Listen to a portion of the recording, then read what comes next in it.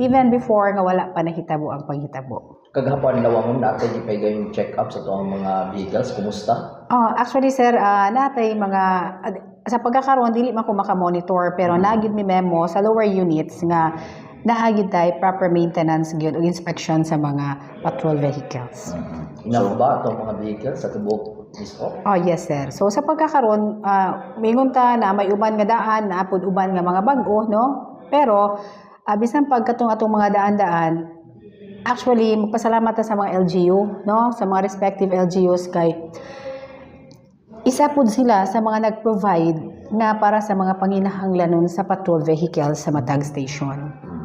After sa mga kita mo si Gov Henry kinibang pahigayon o awhag dining maong sa mga maintenance, no, pag assist sa tanan nga mga sakyanan kung doon mga guma, so i-charge mismo sa provincial government. So kamusta man karon? Sa may status ato sa mga sakyanan nga angtod karon ini bay?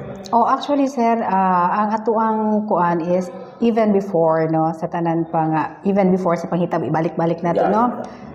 Ang atuang provincial government diri sa Misamis Occidental, supportive gid sila sa kapulisan, sa gasolina, sa uban pa nga mga maintenance nga kinahanglanon sa sakyanan, no.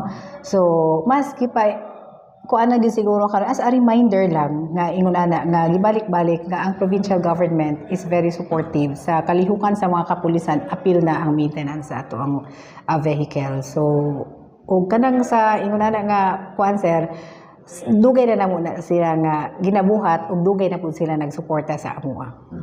Through ani nga seminar, dunay dugang kahanas po aning mga driver nato, no, sa ingon ani nga mga sitwasyon sa ilang mga manihong nga mga sakyanan.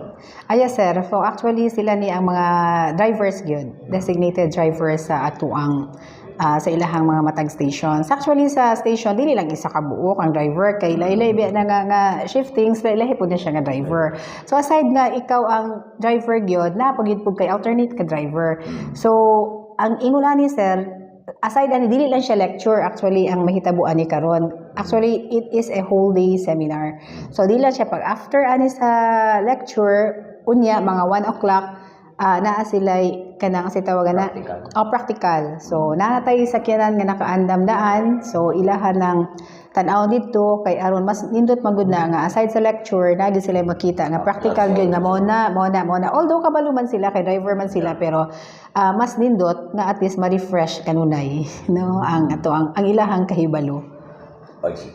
Okay. So ang kani mga driver man sa mga unit, no, sa municipal nga mga city police station, asa ba PNP gid or dali kanang designate na driver na unit member sa PNP? Actually sir is PNP gyud. Tanan nga mga patrol vehicles PNP gyud ang nag-drive gyud ana. I see. Okay. So by the way, no, salamat kay nabot yan naman. By the way, kumusta man ang kahimtang taon katong nasa ospital nga mga katong na-involved sa vehicular incident dito sa Don Victoriano? Yes sir, so sa pagkakaroon grateful ta kay ang ato ang tulong injured personnel sa atong February 13 nga incident sa Don Victoriano. Nakagawas na ang duha, no, ang duha ka babayi katong naa sa Faith Hospital o sa Mars MC. So naisa na lang nabilin nato dito sa Mars MC, lalaki, pero stable condition siya. Actually gi-operahan siya adtong Tuesday. So sa iyahang clavicle sa atong collarbone kuan na stainless, pero sa pagkakaroon stable ang iyahang condition. So most especially katong atong duha ka babae kay discharge naman sila, stable condition na sila, pero monitoring gihapon, needs monitoring gihapon sila. So naag gyapon ang PNP nag-support sa ilaha? Yes sir, so gikan sa panghitabo, so dili lang ang katong ato ang mga personnel nato nga nangawala, so appeal pud sila. So actually ang support sa PNP, appeal ng atong provincial government nato. Grabe kaayo ang support financially, emotionally, physically, mentally, kay gani gipakuanan pagyud sila ang counseling kaning ato ang injured personnel nato. So schedule gyapon na ug kanu sa sila i-counseling. So wala gi puas ang gihatag nga support nga ang gihatag sa PNP o sa ato ang provincial government. So dili man nato maiwasan ang ingon ana nga mga panghitabo. Pero aron makapahupay pod sa gibati sa mga grieving families. So wala gid sila gipasagdahan. So, kato ba nga nakabsans kinabuhi na tumod na sila no, sa Yes sir. dayon. Yes sir. Atong Monday, duha ka buok no didto sa kuan sa Osamis City. So ang Tuesday pod duha pod ka buok dito sa Tanggob ug sa Malangas. So dito gid mi personally naabot pod mi dito sa Malangas. Actually sa bisan pag dili palubong sir, every day giadtuan gid namong Malangas every day. Sa ingon ana kalayo og oras nga atong kuan pero wala na sa ato ang sa ilahang makakita sila sa kapulisan sa Misamis Occidental Police Provincial Office. So under po na sa pagmando sa amo ang Provincial Director Abtik ay kanang active kay siya kanang maayo gid siya nga mokuan nga gusto niya nga makita ang presensya sa pulis sa Misamis Occidental tuwa dito sa Malangas. So regardless sa unsa nga time, regardless sa unsa nga sa oras kay imuha kalayo, regardless sa dalan kay na may landslide dito dapit. No. So wala gid mi nagmind ana basta gusto lang nami pa-feel sa mga grieving families nga ana ami kanunay nga nagsuporta. Gani sir, napoy plano nga mura og balikan sila kung mahapsay-hapsay na kay syempre magpaabot na punog tabang ato ang provincial director si Police Colonel Rinaldo Baclang no. Mo ato gihapon mipuhon sa ilaha kay para makuan po ang family. Dili ingon kay gumikan kay nalubong nagdito giputol ang kuan, dili gihapon. Gi-assure na mo ang mga matag pamilya nga dili kutob ra dito ang tabang nga ihatag sa PNP, labi na PNP sa Misamis Occidental Police Provincial Office. Padayon gihapon. So naagad gihapon ang support nila no. Na sila numbers namo, nami mga contact persons, focal persons nga pwede nila nga makontak in times nga magkinahanglan sila. Anytime. Kalakip ba nga naghanad no ang mga unit sa PNP sa Misamis Occidental o misa no mga pag-ampo no, sa labi na kadto sa mga mitaliwan nga mga. Yes sir. Yes sir. Nagtambong sila naghahalad o mga pag-ampo misa kalakip pa na. Yes sir. So actually so sa mga matag police stations, so adto sila gikuan sa ilang mga matag municipality nga mutambong sila og simba dito maghalad sila og kanang pag-ampo misa para sa mga dili lang gumikan og taga-asa to sila ang atong mga nangawala nato nga mga PNP personnel whole yun nga Misamis Occidental nga Police Provincial Office sa mga matag areas of responsibility nila na gyud sila ingon nga nga misa para sa ato ang mga nangawala na itong mga personnel. Apil na po na itong mga injured po. Ma'am, kalaki ba after sa naitabo, kung ginantaw ba kayo?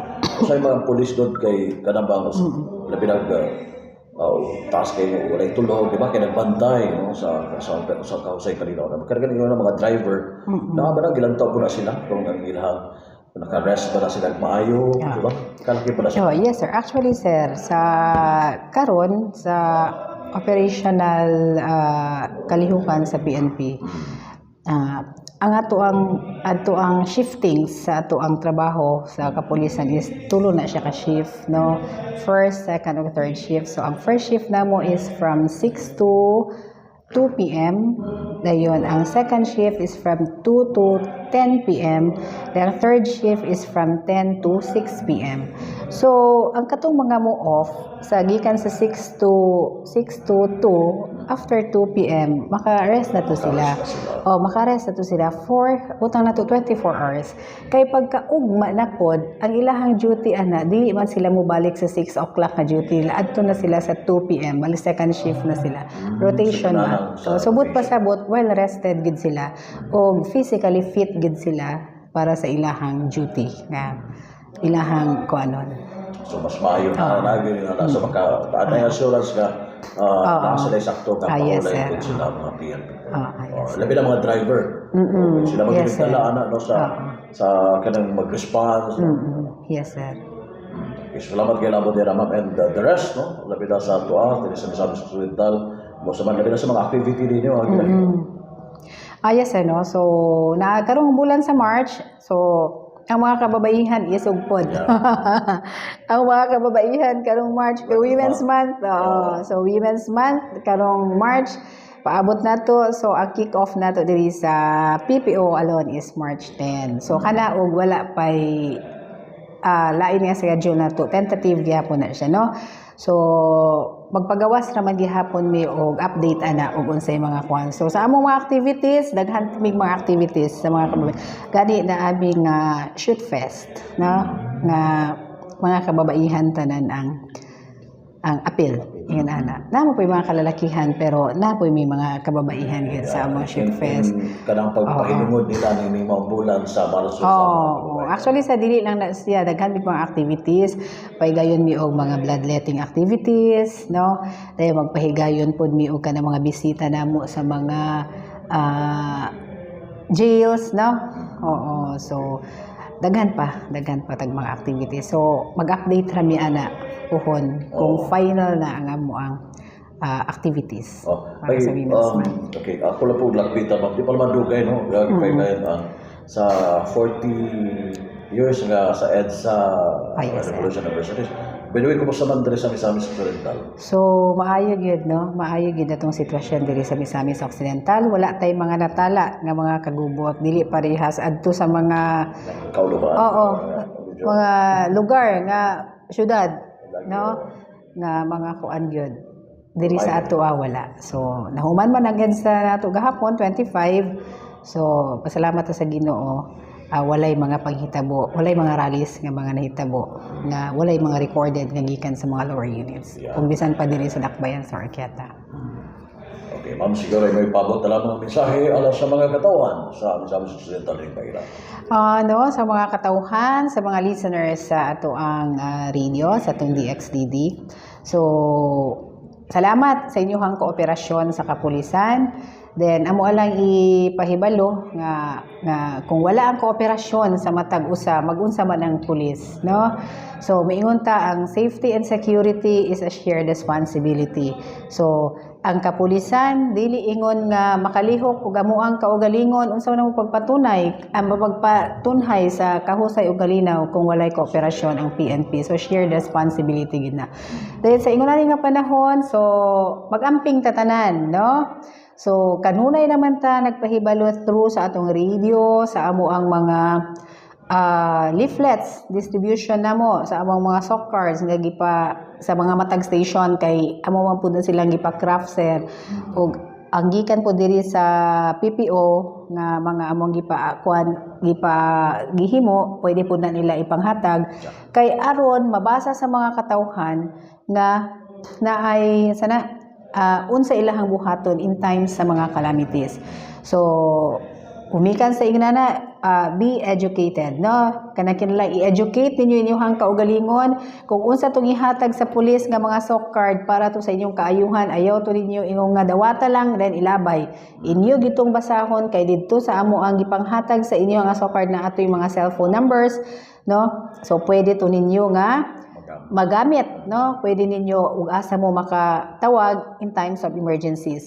Then naapod tay pwede pud mo mutan-aw kanunay sa FB page sa Misamis Occidental Police Provincial Office. Nga FB page dito nyo makita ang update kung unsa ang ibuhat sa Misamis Occidental Police Provincial Office ug sa Tibuok Regional Police Regional Office 10. Okay, ma'am, thank you. Salamat kayo. Thank you so much, sir. So thank you sa interview. Okay, ato na kauban atong tigbababa sa Misamis Occidental Provincial Police Office o si Police Captain Desiree Rilos o gikan diri sa Watan sa Misamis Occidental PPO kabarang sa WD4 Ginis WD8 Manuel Loron Kini Jr. Nagasabat may kataw.